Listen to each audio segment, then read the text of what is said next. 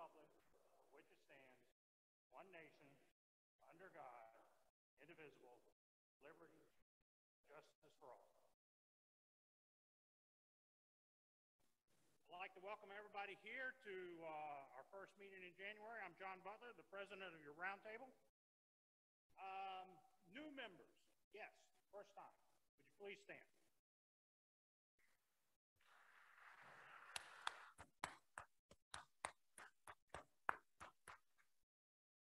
Thank you very much. Okay, next slide. Pete, would you stand up and have your son stand up? Pete Whalen has run the Sutler's Table for 5 years. He's turned it into a family affair. He gets his wife in here. He's got his son in here all the time. He's done a great job. He's going to move on to do another task inside the round table, but I wanted to recognize all the hard work Pete's been doing for years. Thank you very much, Pete.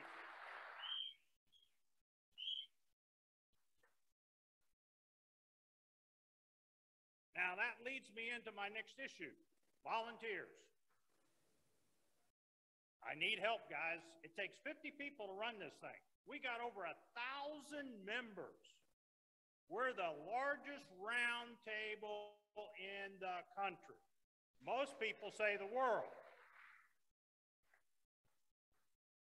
So we need help. Number one, I need a replacement for Pete.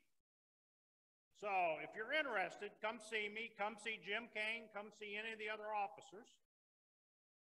Once we get rid of this COVID or it settles down, we'll come back to coffee and cookies.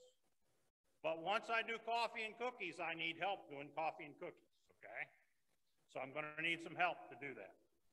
And then we've got any kind of task, anything available for people depending upon what you wanna do. You got a technical bend, I got something you can help. You wanna do something with GAR and programs? Great.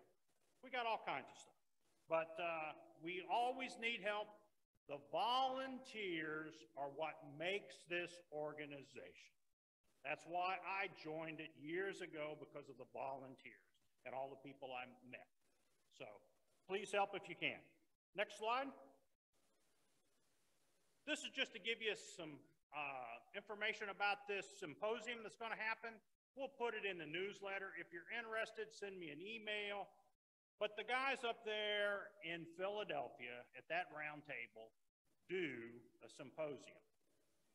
Got some interesting speakers. It's being done in conjunction with Rutgers University. They're actually going to have it on their campus. It's $110. I talked to the guy running it. He said he'll give us a Brunswick Civil War discount. So if you're interested, see me, email me. I'll give you the guy's stuff and you can directly contact him if you want to go. Could be an interesting trip. Go back up because you're going back home to Philly, wherever, in that area. Some good speakers, some good topics. Next slide. All right, 50-50. Okay, we're trying to draw.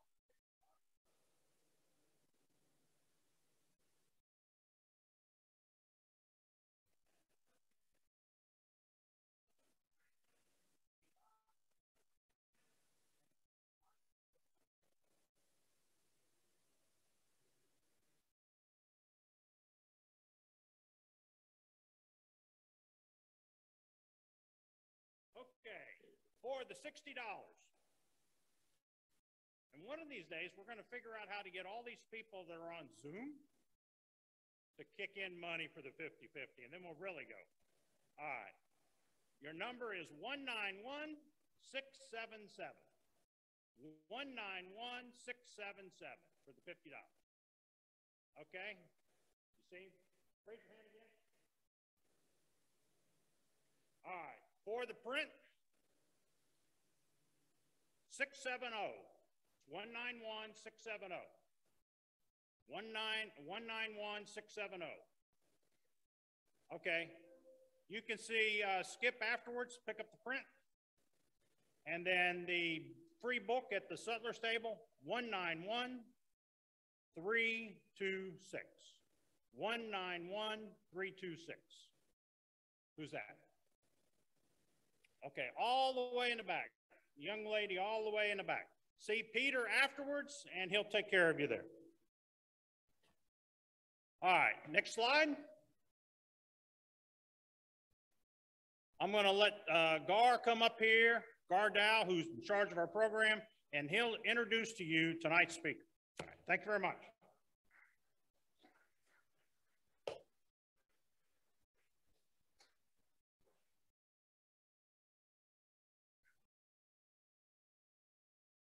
Well, good evening, everyone. It's good to see this crowd here. It's been a little bit of a change of weather for us all the last 2 days. We're not out running around in our shorts and golf shirts and getting exercise that way. But I thank you all for coming. We had a change this morning. It's been an interesting day. Originally, as you know, we were supposed to have Phil Greenwald here. Phil is in Catoctin, Maryland at the military park up there, and they've had a little bit of weather. As you may have seen, the 45 to 50 mile backup on I-95 trying to get south. Phil tried, but when I talked with him this morning, he would have arrived here at about 8:30 tonight, which was just a little bit late. So we are very lucky that graciously JoAnna McDonald offered to step in and do a presentation. She was scheduled for May, and we flipped her. She's come up now and going to do it in January, and Phil will be doing his presentation in May for us. I've often been interested in why people get interested in history.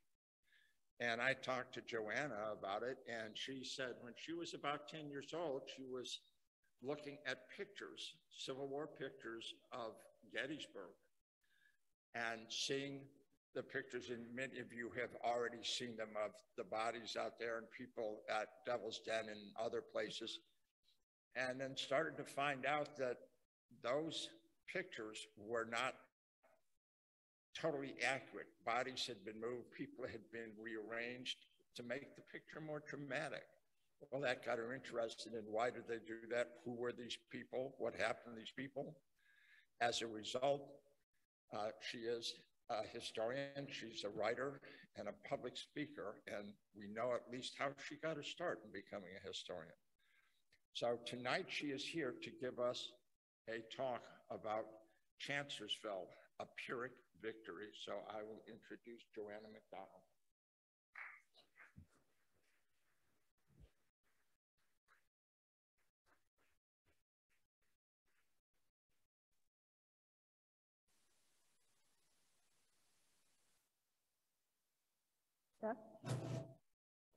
Yep. Thanks, Gar.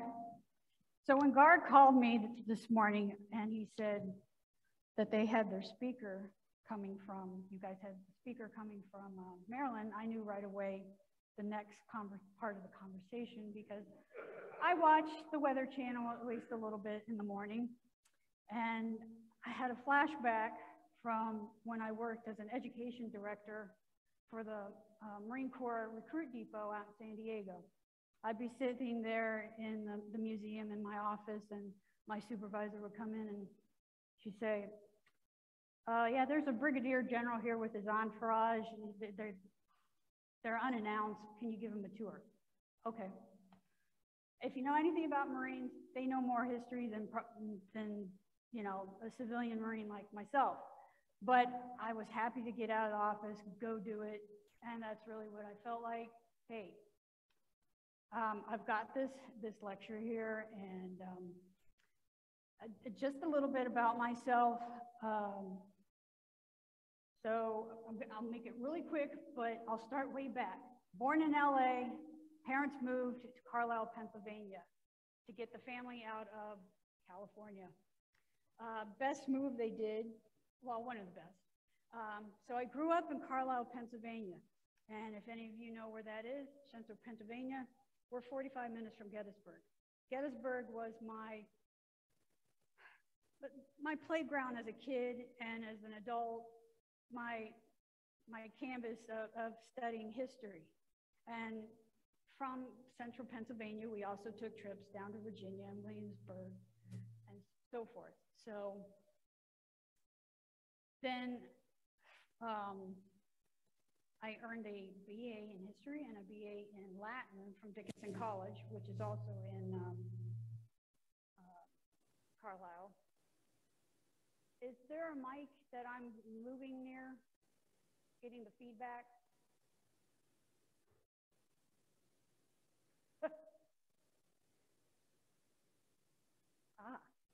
I've got my directors up there. At any rate, so I'll take this here. So history and Latin, I got involved in Latin because my mom was the secretary of the Latin department, and the professor cornered me and said, you know, all the great Civil War generals studied Latin. I was like, oh, okay. So I actually took Latin for the history. And then I got a master's degree from Shippensburg, and I was blessed, and I mean blessed, to be invited as a student to the United States War College under the tutelage of J. Lubas. That was transformational for me, and I wish the military had some type of program that they would invite civilians to take classes along with our military, because it made me feel part of the Republic. And to see that it's the civilians and military working together. It's not just a bunch of guys and gals in DC doing their things. It's the military and the civilians working together. And that's where I also met Dick Summers. He was a big part of my life. And then many, many years later, I earned a PhD from Morgan State.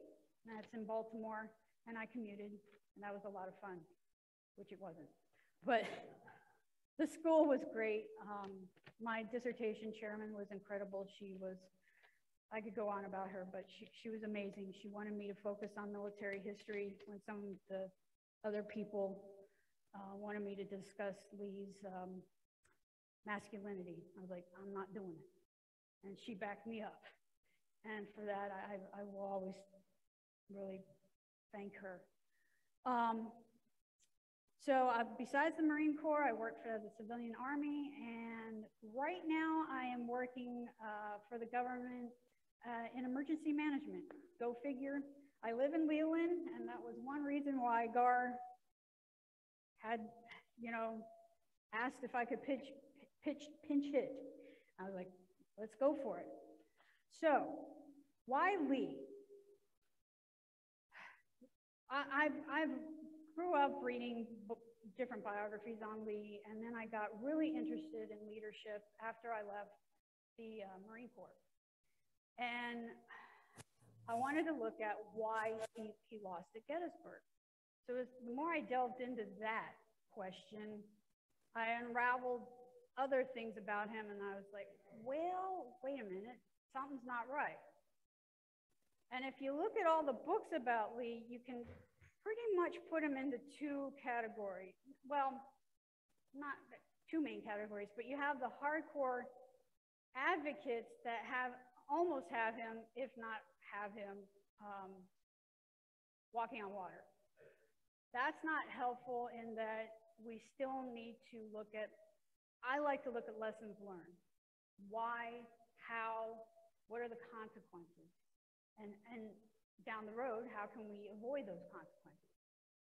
Then you have the other side, which is just as unhelpful, led by JFC Fuller, of, Lee was a traitor and a demon. Okay, well, that doesn't get us anywhere either. So I'm trying to split down the middle. And I have to take a step back sometimes. It's like, wait, he did things. He did a good job here, here, and here. Today we're going to look at Chancellorsville, though, and look at why it was a Pyrrhic victory. And I'm going to have to figure this out. Okay. Do I need to turn this on? Yay. All right. So we are focusing on strategic disadvantages that resulted from the Battle of Chancellorsville, and look at why it was a Pyrrhic victory. So I like to put some definitions here because words matter. And when you talk about strategy, the broad definition would be a comprehensive idea or set of ideas that seeks to establish a lasting solution to a large-scale crisis. Now, your strategic disadvantage, that's going to be your long-term permanent harm done to one's fighting force.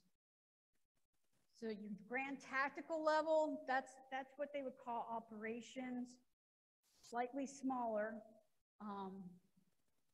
And that includes grand tactics, which is the battles and combats, the art of logistics, the maneuvering, and the art of engineering, the attack and defense of places. Then you have tactical or tactics, you get tactical disadvantage, short-term harm, but you can easily recover. I was trying to think of a civilian way to describe strategy and tactics. If you build a house here in Oak Island or anywhere along the coast, you strategically built your house in case of the inevitable, a hurricane. You build it so it was high. The tactical part is if a storm is coming, you're going to put up boards. In my family's case, we skedaddled. That's a little different. But yeah, so your tactics are the smaller scale, you know, nailing the tarps up, getting your house prepared. So.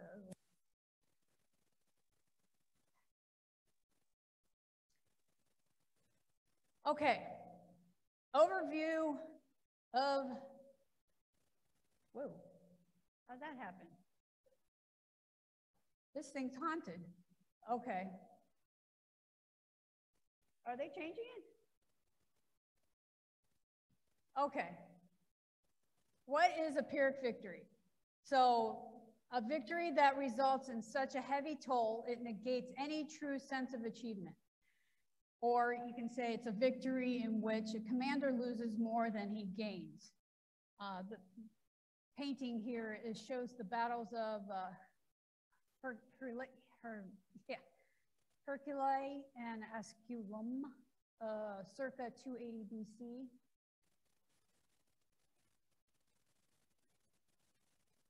And the historic context, King Pyrrhus, that's what the Pyrrhic victory is named after. He was the king of the most powerful Greek tribes and reigned intermittently 306 to 272.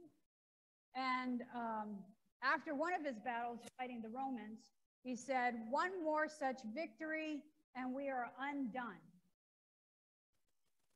He was losing too many. All right, and now a more closer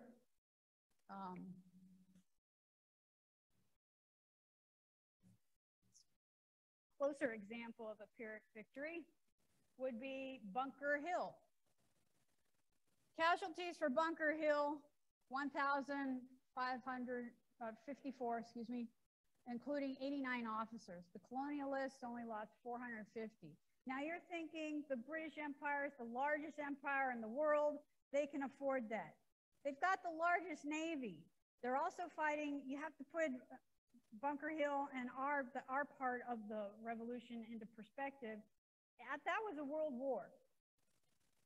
And so these guys are trying to hold off losing too many of their infantry. One of the best quotes, British general after the Bunker Hill, he said, the Americans' plan ought to be to lose a battle every week till the British army was reduced to nothing. And then he cautioned, it may be discovered that our troops are not invincible They certainly are not immortal. And then the British adjutant general, he feared that their army would be destroyed by damn driblets. That book is from, that's all from Pierce Mackesie's book. Very good if you want to study American Revolution. So now we get to Chancellorsville, 88 years later. Now we've got Lee's strategic and grand tactical objectives.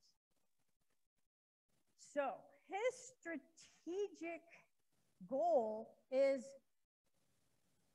to win a decisive victory that ends the war by incapacitating the Army of the Potomac to the point it cannot recover from the defeat. He also wants to protect Richmond, the capital of the Confederacy, and he wants to liberate Fredericksburg. Now, problem with this one, which come back and talk about the quest for a decisive victory. That's his problem. He wants to win one battle or a series of battles and then just end the war miraculously in Virginia. There's a theater of war, though, that it's not that he ignores it, he just thinks that they can win, he can win in Virginia. And that's not how a civil war, which is extremely complex with different characteristics, with an insurgency involved, you can't just win a civil war with one direction on the battlefield. You can't do it.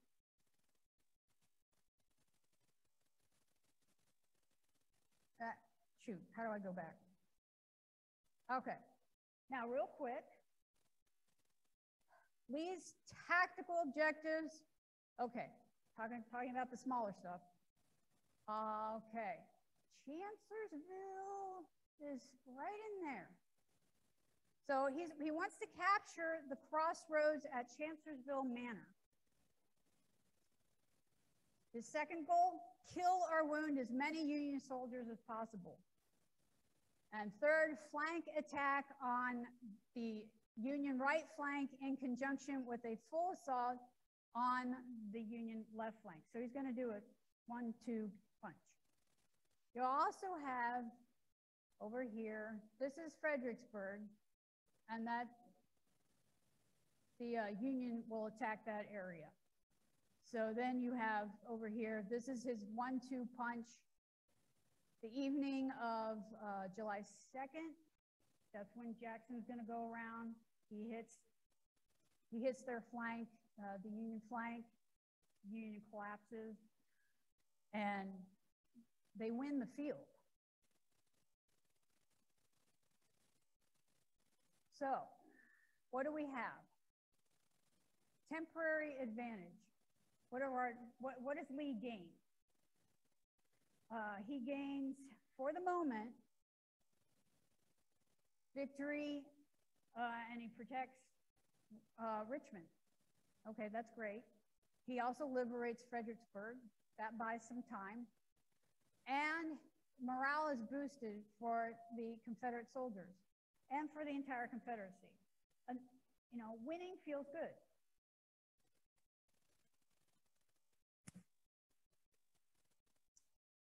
So here are the strategic disadvantage, however. Morale is very tricky. If you talk to any officer in the military, they're going to tell you, you don't want your men and women cocky, too cocky. You want them cocky, but you don't want them too cocky. Well, you can say that after Chancellorsville, the Confederates, they're really cocky. You could argue maybe even after Second Manassas, they're getting pretty cocky. But after Chancellorsville, for sure, that's when the Confederate soldiers were like, we're invincible. Lee too is up there saying, you know, I'm winning. something's happening, something good is happening. My strategy is working. But what he overlooks is the fact that they're not indestructible. He's the balance. He needed to look at the balance. And that's where we can look at the numbers. You know, how far is he going? So here's the Pyrrhic victory. He's got 61,000, we can round it up to 62,000. He loses 13,500 men. That's killed, wounded, or captured. Now, we need to break that down. If you look at, so 1,600, that's equivalent to a 1863 brigade. Wounded, 9,000, that's equivalent to a 1863 division, and this is in the Confederate Army. And then you've got your missing, 1,700, that's another brigade. These are individuals that he can't replace easily.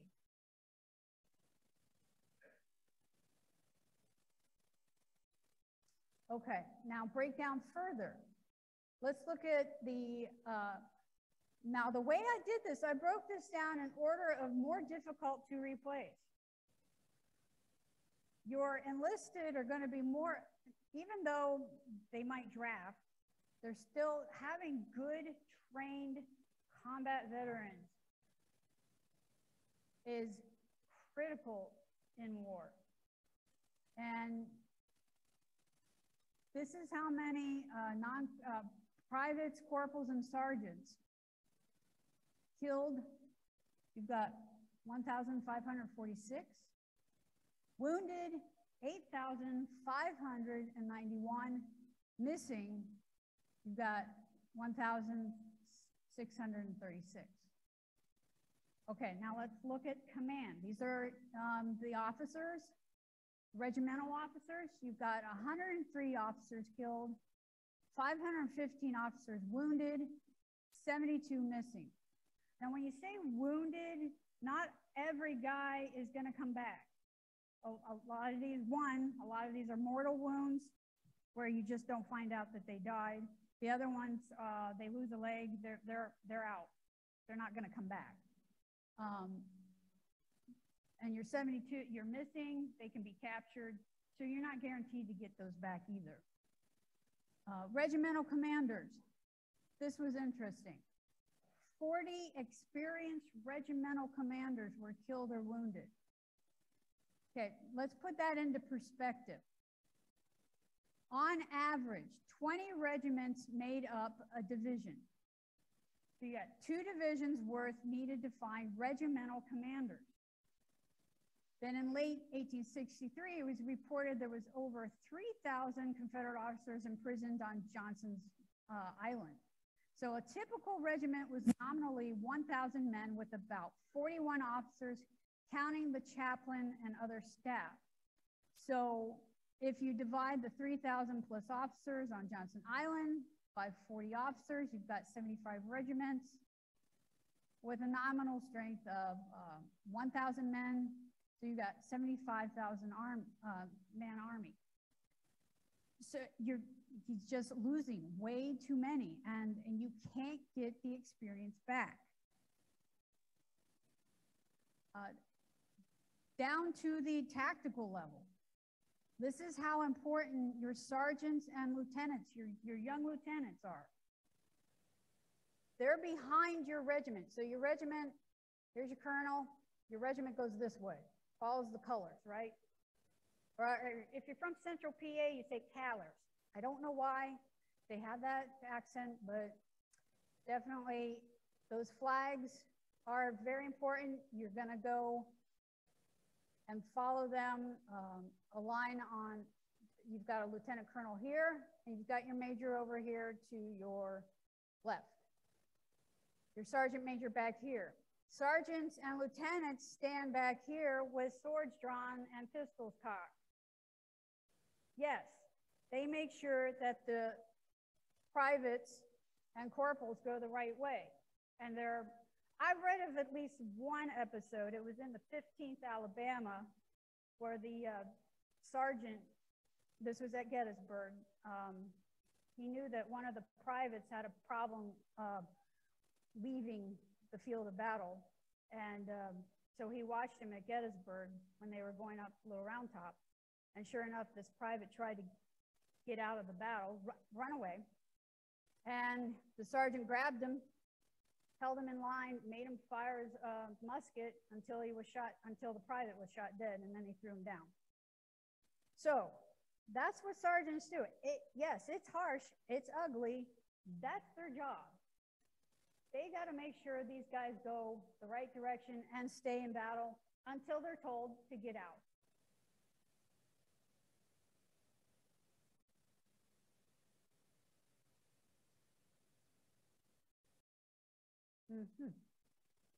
Okay. All right. Now we're going to go to command, look at the brigade commanders killed. One of my favorite quotes, Douglas Freeman noted that the Stonewall Brigade never was itself in full might after Chancellorsville. This is a huge loss in Lee's army. Brigadier General E.F. Paxton, who led Stonewall Brigade, he's killed in action on May 3rd. I'd really recommend you guys all doing more research on Paxton, but Stonewall Jackson got along with Paxton, and that's a big deal. If you know anything about Jackson, Jackson had about at least 4 or 5 or more guys that other generals under arrest because Jackson couldn't work with them. Jackson could work with Paxton. Jackson liked Paxton. Paxton takes Stonewall's brigade over. That's a big deal. Paxton is killed at Chancellorsville. Then you have the guy who took his place, Garnett. He too is mortally wounded. The next guy came up, Lieutenant Colonel Walker, he's killed. And then Colonel Edwards, he's mortally wounded. So you have 54 killed, 430 wounded, 9 missing. So you've got the total of 493. Basically, the Stonewall Brigade is left without leadership. And you really can tell when you look at what they went through at Gettysburg. They had a rough time at Gettysburg.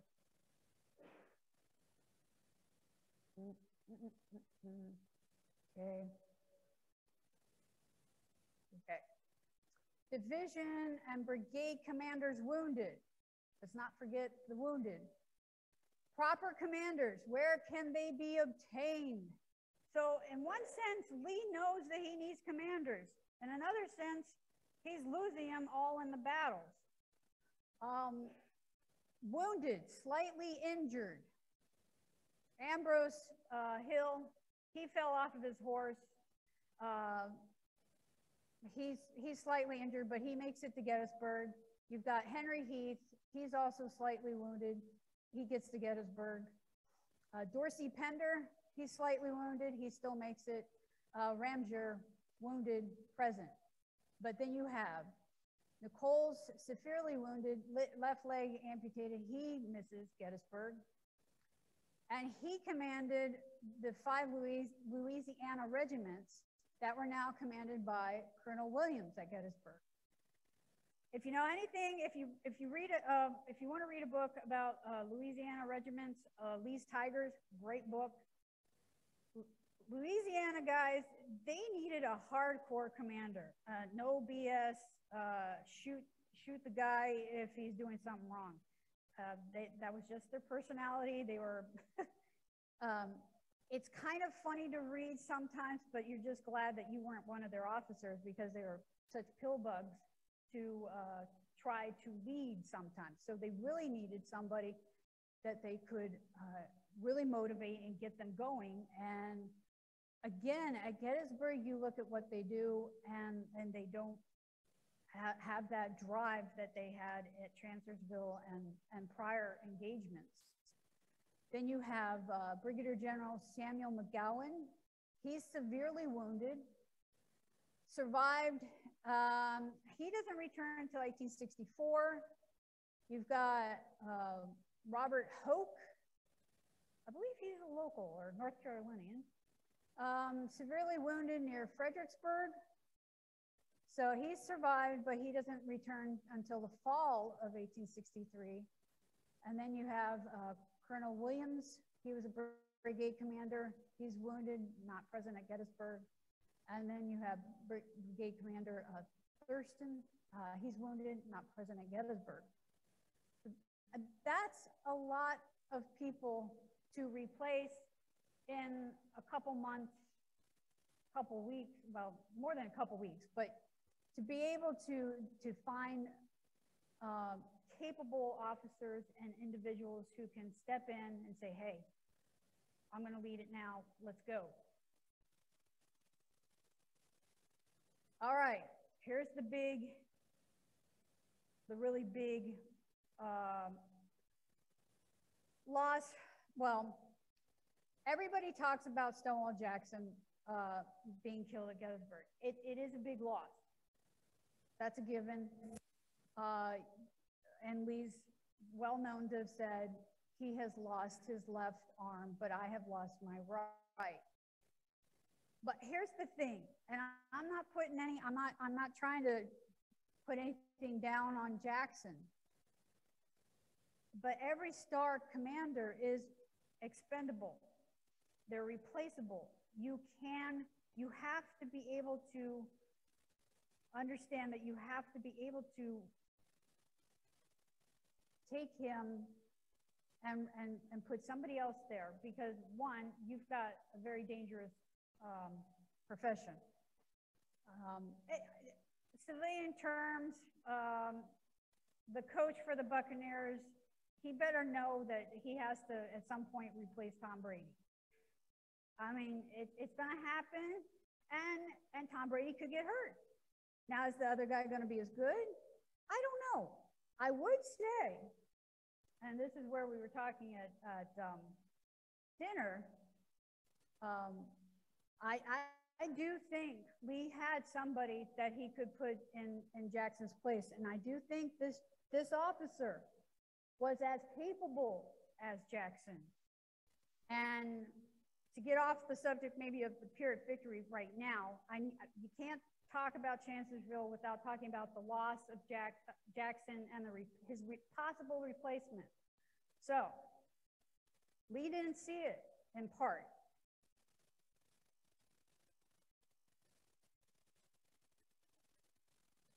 Okay. There he is. This youngster, and he was youngster, he was 26 or something. It was right in front of Lee.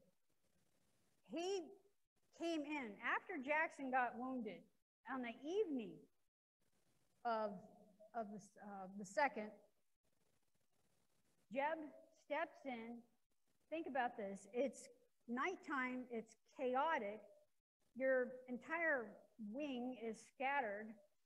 And Jeb pulls them together.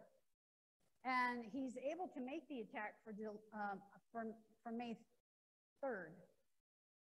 So he's proven he can command infantry. And then he also works really well with Lee. And like Jackson, he needed little guidance.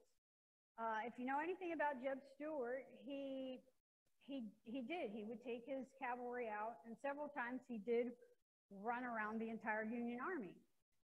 Got away with it, sure, but he still was able to operate without his commander saying, hey, you better do this, you better do that.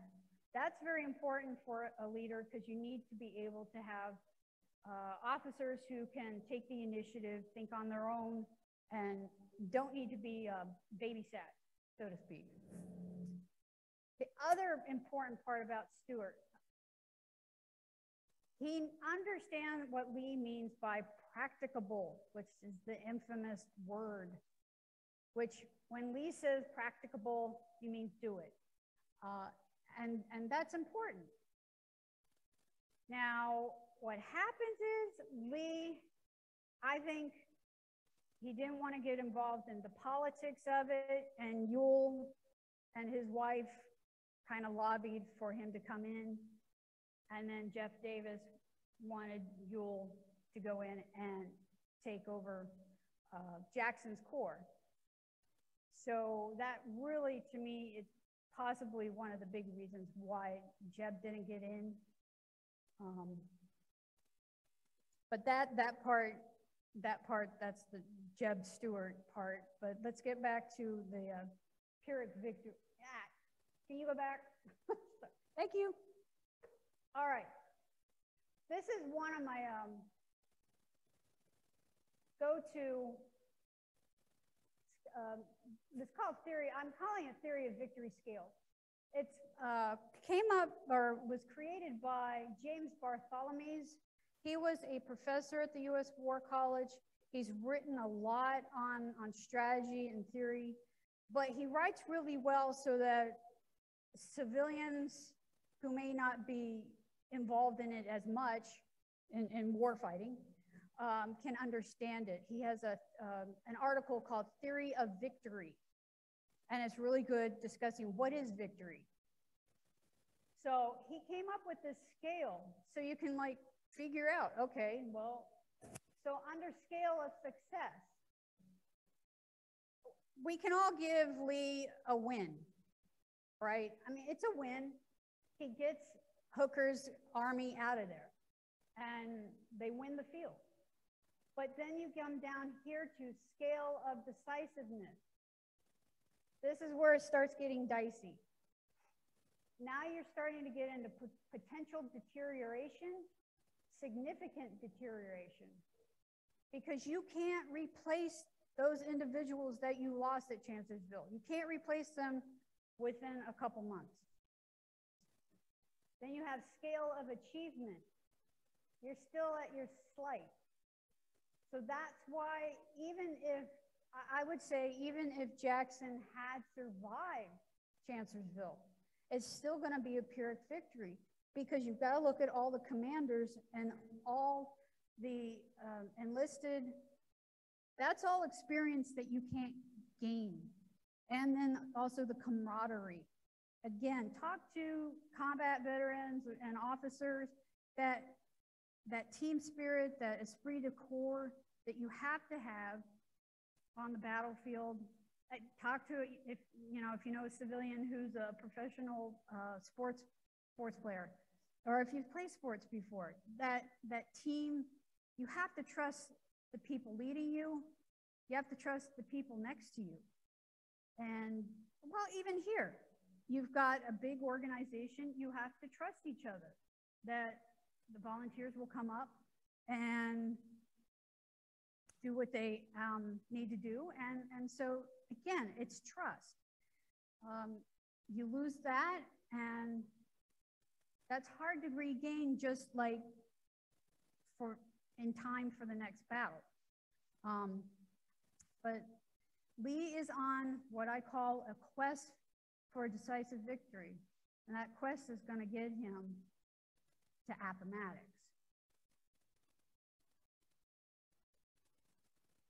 I like to leave us, though, on a, again, lessons learned around the kitchen table. We were discussing this at dinner. Is the United States repeating this pattern of Pyrrhic victories? Again, we don't need to discuss it today, but this is Korea, Vietnam, Iraq, Afghanistan. Just that one of the things that Bartholomew's, the gentleman from the professor from the War College, wrote about is that our military is incredibly good at winning battles and winning campaigns, but we're still having trouble as a great nation winning wars. So again, we have to look at that as a whole, as a people, the military and politicians working together. Are we? we have to look at it from a critical, reflective thinking. And the answers may not be what we want to hear, but again, it's lessons learned, and to prevent those youngsters coming back going, what the heck was I there for? So hard questions, but good to ask and think about. So I'm up for questions.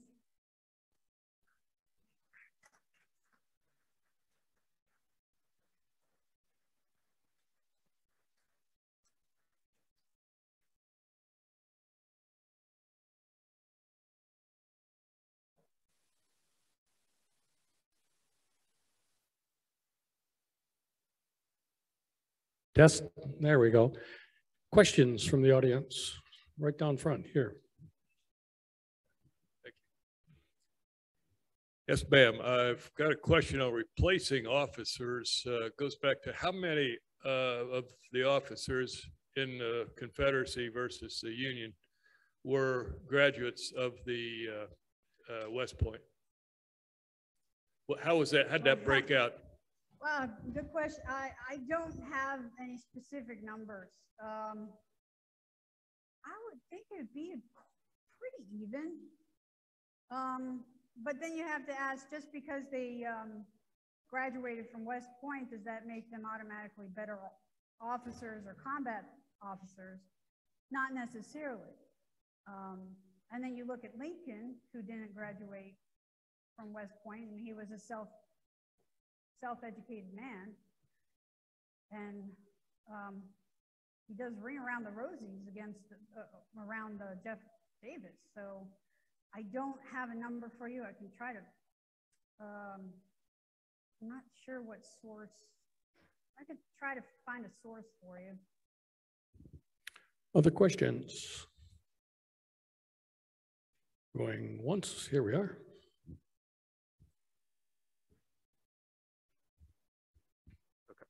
So you talked a lot about the loss of officers and experienced leaders from the Confederate Army, but I was wondering about the loss of men. You said around 10,000 enlisted soldiers had died. I wondered what would be the impact on them, because if I remember right, the Union had, I think, 3 times the population as the Confederacy or something like that.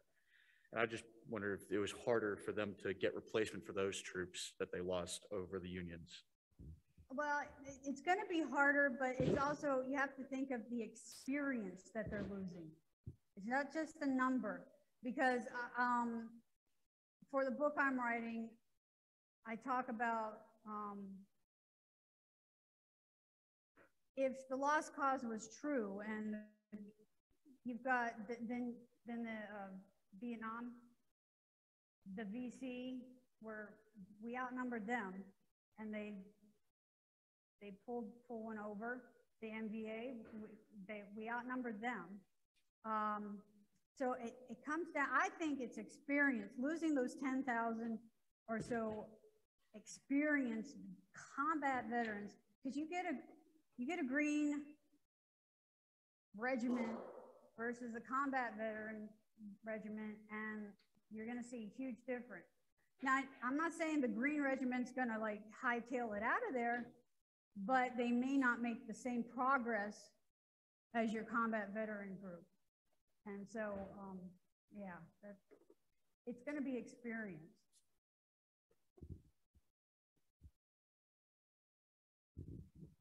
Thank you. I was curious when you mentioned Jeb Stuart as a potential replacement, would he have even wanted the job? Because he sure got a lot of glory doing what he was doing. That's a good point. I mean, I think he would have taken it if asked. Yeah, he was getting a lot of glory. I think I kind of looked at it. Lee was like his dad. That Jeb Stuart was about the age of one of his sons, and after Chancellorsville, Lee was really. He snapped at, I believe, Pender, and he said, "You guys always let them get away." Like, his Confederate officers just said, bye. They didn't. I like to use Jack Keene's quote. He's a commentary. He works for one of the big think tanks in the military. But he says the enemy gets a vote. The Union Army got a vote. So Jeb Stuart, he got that wing together. He did a great job. And I'm thinking of it, Jeb Stuart's like, I did a great job. And then he hears what Lee said. And I was like, oh, we tried. And you also have the point of just because they kill, you can't kill an entire army. That's something that, I don't know. Lee knew that, but I don't know. I don't know if he was very emotional that after Chancellorsville. I definitely think Jeb Stuart would have taken the job, and the way I felt like Jeb took over it automatically. He wasn't asked. He just did it. There he goes. And then it's like, how'd I do, coach? Yeah, go back over there. But that's a good point too. I mean, I want the job. But Yule's wife definitely wanted Yule to have it. That's another story.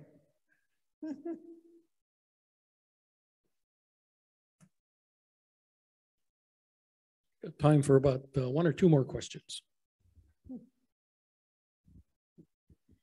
Could Lee have been a little overconfident at Chancellorsville because he had had such great success at Fredericksburg, where he had very low casualties compared to the Union Army? And with that question was the reason at Chancellorsville, even though they won, were the Union dug in a lot better there, or what? Yeah, that's true. Yeah, he definitely could have miscalculated that. At the same time, I mean, he is an engineer. He knows the topography of Chancellorsville. Now, he could have overestimated, thinking that he could hit the Union Army and they go, and run the other way. Something I point out in the book, up through, so starting with 7 days campaign till Chancellorsville, the Union soldiers killed, wounded, or mortally wounded, about 90,000. So it's not like the Union soldiers don't know how to kill. They're really good at it. And it's something that I think Lee miscalculates big time. But could have Fredericksburg? Possibly. But also reading the official records and what he's saying about Chancellorsville and his goals. His goals are grandiose. His goals are, this is it. This is gonna be the decisive battle where we smash the Army of Potomac, and then the war ends. I'll tell you a hint, he's fighting the Mexican War, but that happens a lot. You have the soldiers fighting the war that they were in beforehand. So we try not to do that, but I'd have to talk to some guys in the military to say, what, you need to stop doing that. But yeah, Fredericksburg and having those low casualties could have also played a part. Usually what you find is, it's not just one thing that makes an officer, makes Lee do something. And think about that, that's reality. I mean, you put in several factors for making decisions, whether it's small or big. Usually if it's big, you want to have more reasons why you do something, so. Anyone else? We'll take one more.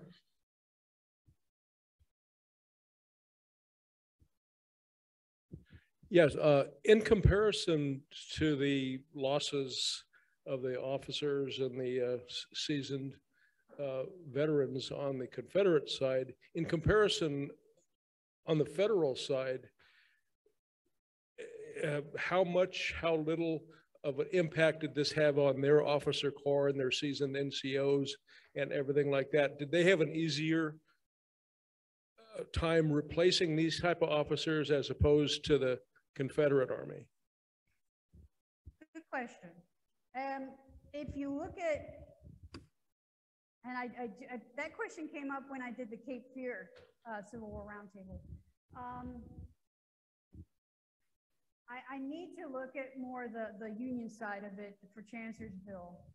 But if you just go by how the Union Army did at Gettysburg, it looks like, one, they found really competent guys, and those competent guys were learning the whole time, coming up through the ranks, and then you see it at Gettysburg, taking the initiative, holding the line. They still have problems, you know, with certain officers. It's certainly, well, Howard, General O.O. Howard,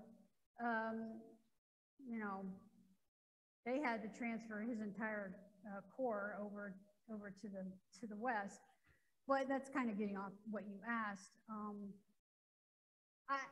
It's hard to say, but going by just what Gettysburg, how they performed at Gettysburg, I say no, they didn't have as hard a time finding those generals and officers. At the same time, I think the people coming up the ranks were learning, like I said, and that's a huge plus in their favor. So just real quick, I've got a couple, if you follow Emerging Civil War, I know it sounds odd, but I've got a couple Civil War Mythbusters where I'm supporting Lee. Again, I'm not Lee bad. Let's look at Lee from a critical thinking, objective point of view. I like the man.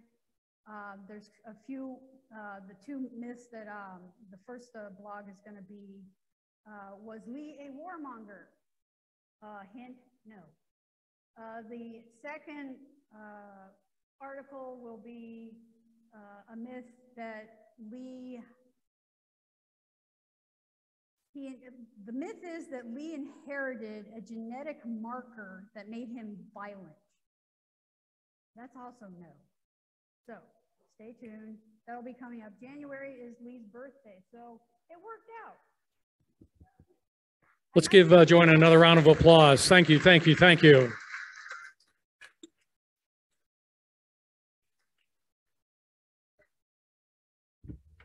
We still have a few paintings or prints that can be purchased up front.